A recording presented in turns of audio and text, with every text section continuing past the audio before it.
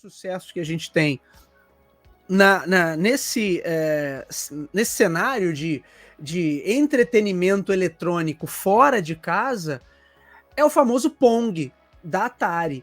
E graças ao sucesso do Pong, que depois gerou, o Ítalo, uma infinidade de variações caseiras, porque aí você começa a ter o Pong caseiro e você tem uma indústria de clones, inclusive, nos Estados Unidos e no mundo, porque eu tenho um estudo que eu não sei, eu não vou achar agora, mas quando eu fiz um episódio lá atrás, no início do Coin2Biz, falando sobre o Crash de 1983, mostrava em determinado ano ali, do período desse início da indústria de videogames, como é que você tinha dezenas de aparelhos que basicamente eram clones, similares ali ao Pong, mas que não era o Pong oficial da Atari.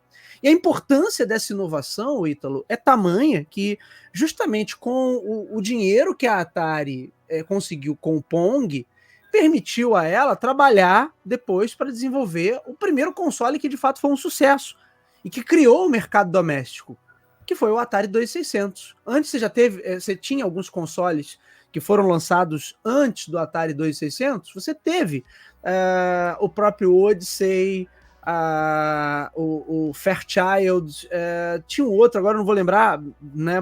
Esses são os consoles da primeira geração, inclusive, se eu não me engano, esse Fairchild foi o primeiro a utilizar cartuchos, porque os primeirões mesmo não tinham esse conceito de você ter o jogo no cartucho, você poder trocar o cartucho, assim, trocar o jogo, até porque não tinha muita diferença, era todas variações de Pong. Eu tive o Ítalo aqui em casa, tenho até hoje, mas não funciona, mas quando eu era muito pequeno, meu pai tinha um telejogo 2 da Philco.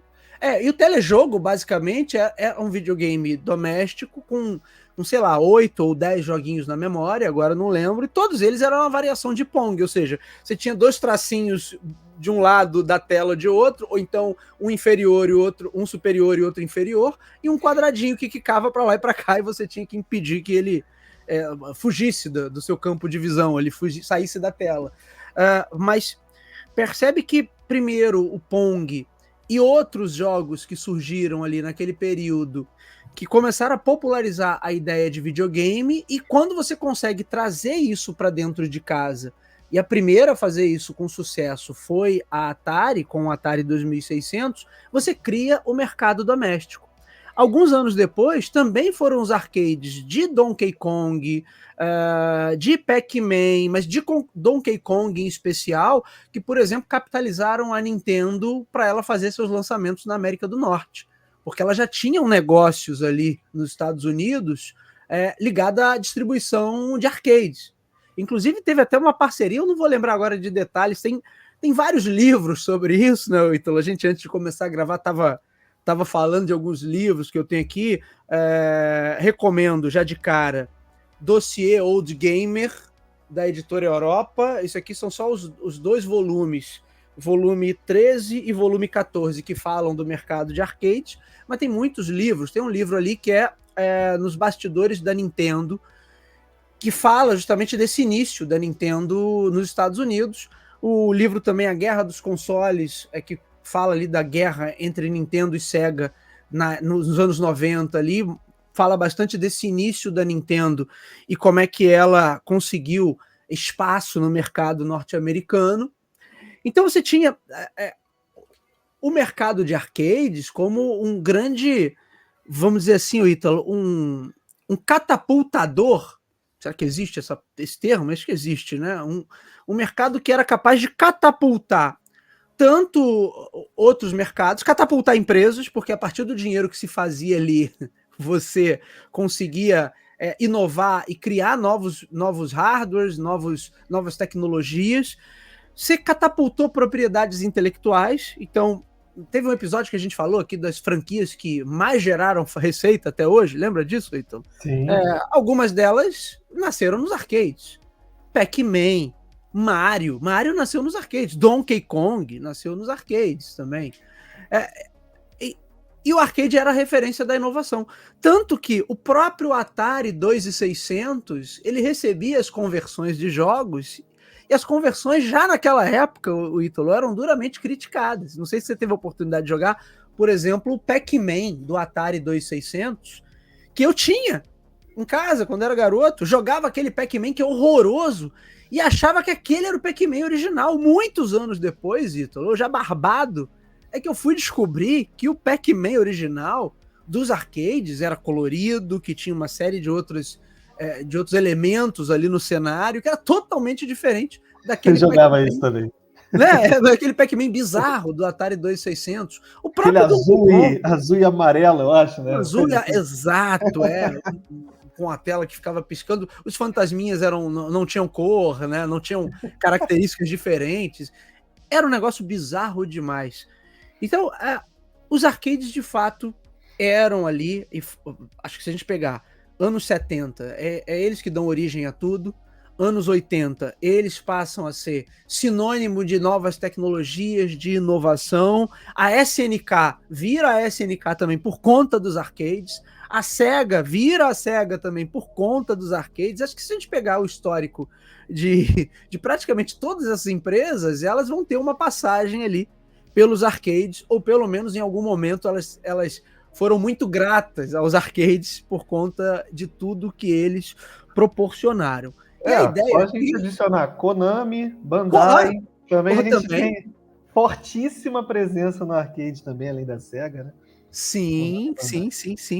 Então, minha gente, a nossa ideia aqui é tentar entender, eu e Ítalo aqui vamos aproveitar esse momento extremamente nostálgico para tentar entender, né, por que os arcades deixaram de ser referência em hardware, hardware e software, né, Ítalo? Não é só hardware. Sim. Tinha as placas ali, mas muitas das inovações que depois vieram para os videogames domésticos começaram com os arcades. Senhor Ítalo Cassini, jogou muito fliperama, Ítalo?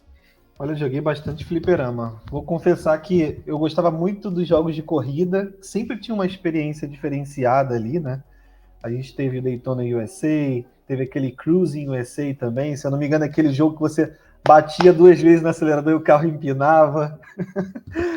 Aqueles arcades viviam dando problema.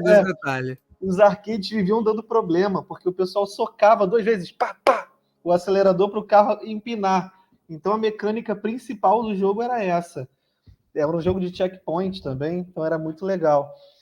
Jogos shooter, né, que, cara, tem Time Crisis, né, e diversos outros jogos legais pra caramba, antigos.